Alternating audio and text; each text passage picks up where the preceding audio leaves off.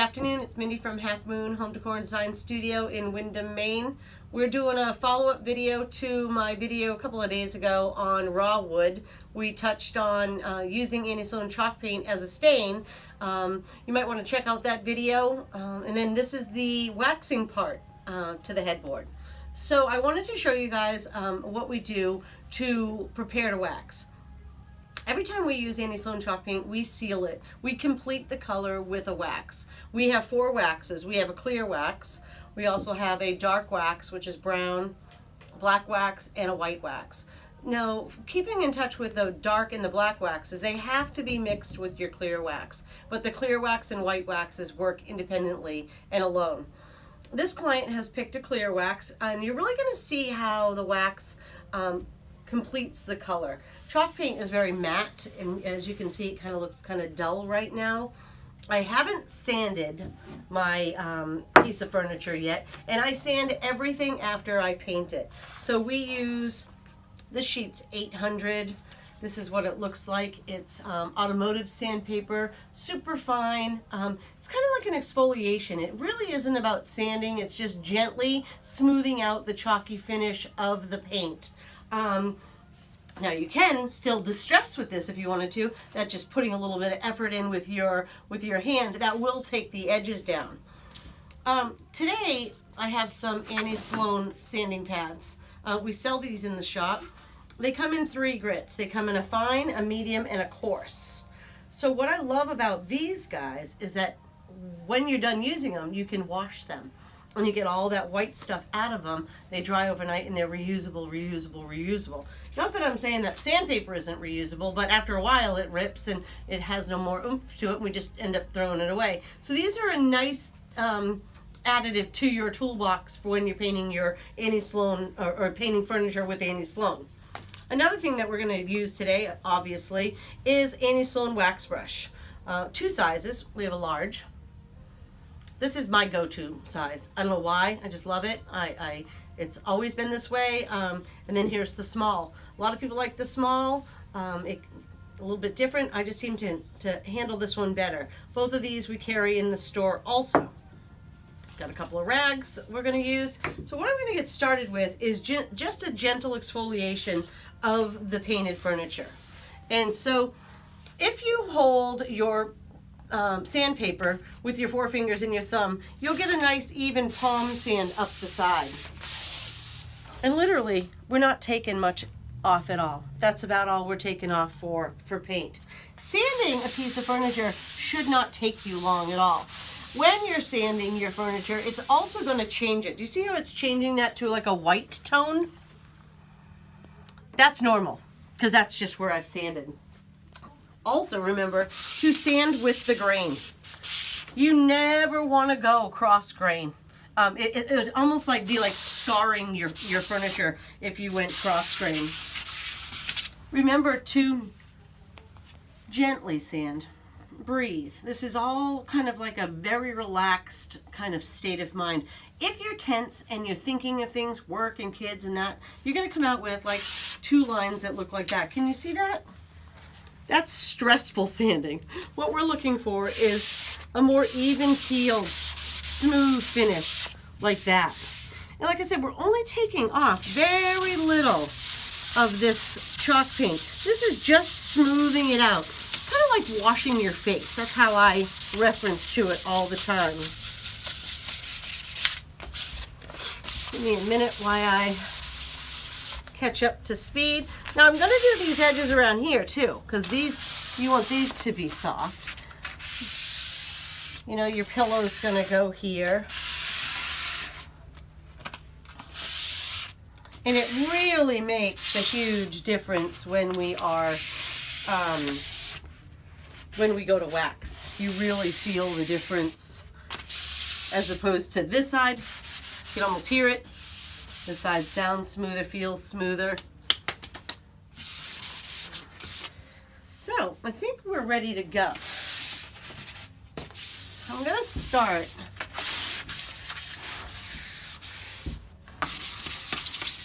right about here. So when we're waxing, less is more when it comes to wax. More wax means more work. You do not want to put on a ton clear wax, Sloan of course. You do not want to put a ton of wax on.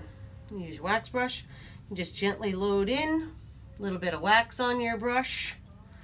And I work in small sections. So you'll require a wax brush and a couple of rags. One rag is going to be for massaging back the wax, and the second rag is going to be for buffing it out.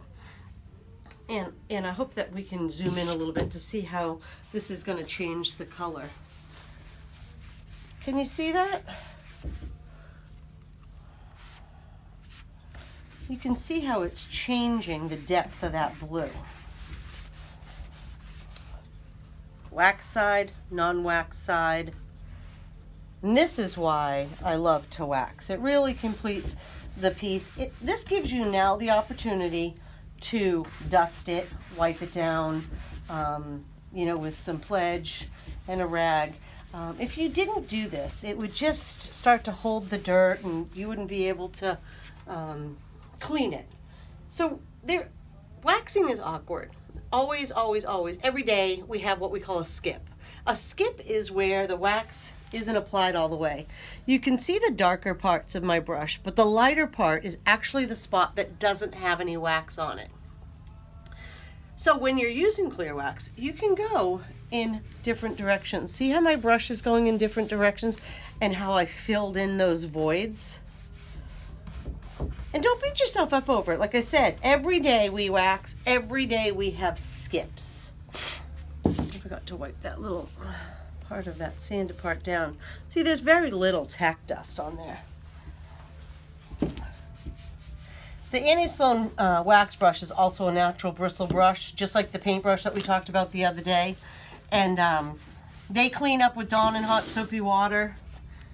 We rinse them with some nice hot water at the end after they're clean.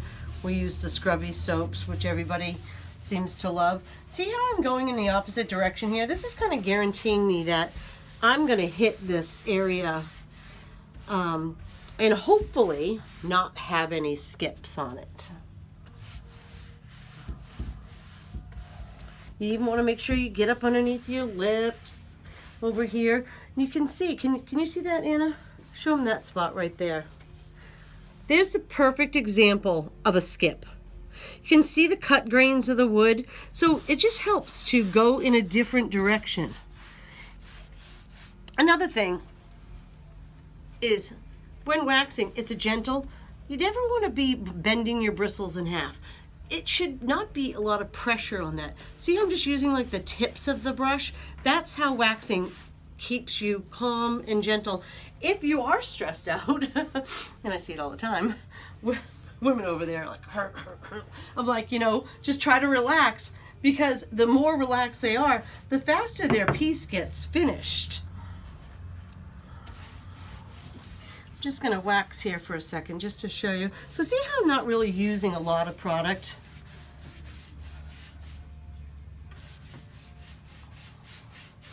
A little bit of smell to the wax. It dissipates rather quickly. This is a very easy piece. Again, we talked about how flat it is, very simple beginner piece. This would be a perfect beginner wax piece. I never would wax this whole headboard at once. I'm going to do this one section, and because I can now walk away from it if I needed to.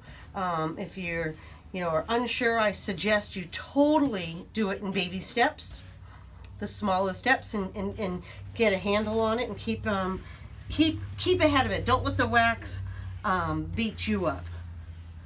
So I think that's pretty good for now. I see I missed this whole section right there. So another thing is people, when they complain about waxing, we have skips every day and we wax every day. We still have those same instances where you have to go back and like, oh, I missed something, and you go back and you fix it. So don't beat yourself up over it if you have to find those little areas of concern. They're not detrimental. So just think that everybody's going through the same thing you are. All right, that's the application of the Sloan Soft Clear Wax. As you can see, there's a little bit on there. Should not be a ton of wax on there. Should not be goopy. Should not be like what it's coming out of the container. here's your first rag, and it's called the massaging rag. These are just cotton rags. We sell them here in the shop. Cut up t-shirts. Definitely do not want anything with lint in them, any fibers. They're gonna, you know, fall into your wax and really make life miserable. So I'm just gonna kind of blend back and see the difference. You're just pulling it back. Get a little bit of color on there. Go the same way as the wood tones go in this way. I see a little skip in there. You can use that little extra wax that you have from other areas to use on your little skipped areas. Oops. Now, another big mistake people make is they'll try to wax with one rag. So you can see where I have wax right there. When this whole rag is full of wax, it obviously can't do its job and remove the excess wax. So remember to find a clean spot. See how I folded that in? Just kind of fold it in. But eventually, the whole thing is going to be full, and you're not going to be able to fold it in. That's when you chuck it in the trash and you get yourself a new one. Or you upgrade your buffing rag to a waxing rag, and then get a clean one for buffing.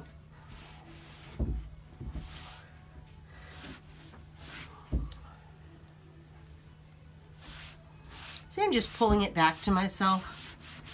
You know, it shouldn't be a big to-do. You can totally see where that middle bar is not complete. You can see where there's some wax, you can see where there's no wax, and that's what you're not looking for.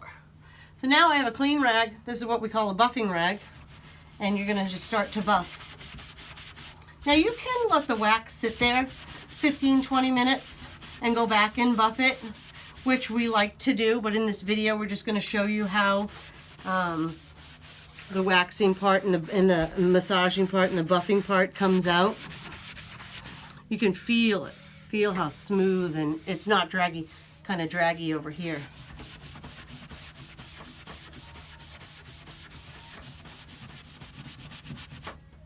Same thing with your buffing rag. Always find those clean areas.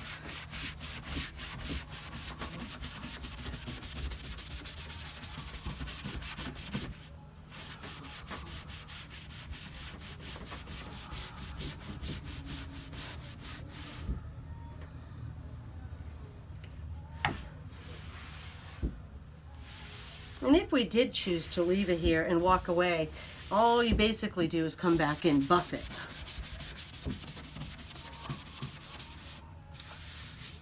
How's that looking from your side? Pretty good. So it has that stained, weathered look. You see the wood grain popping through.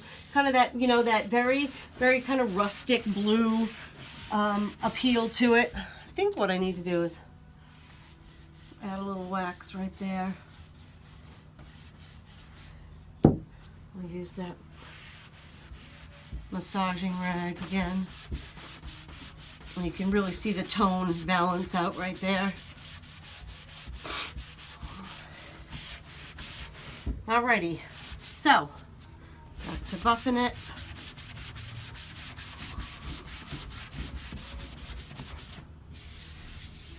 Nice and smooth. It's going to take 5 to 21 days to cure.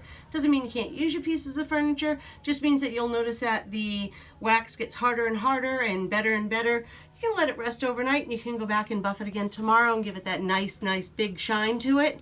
But I think that's good for today. Wanted to say thanks again for joining us for another video here at Half Moon. This one's on waxing. You can check out my other videos on my Facebook page. This is Mindy from Half Moon Home Decor and Design Studio, and I thank you very much.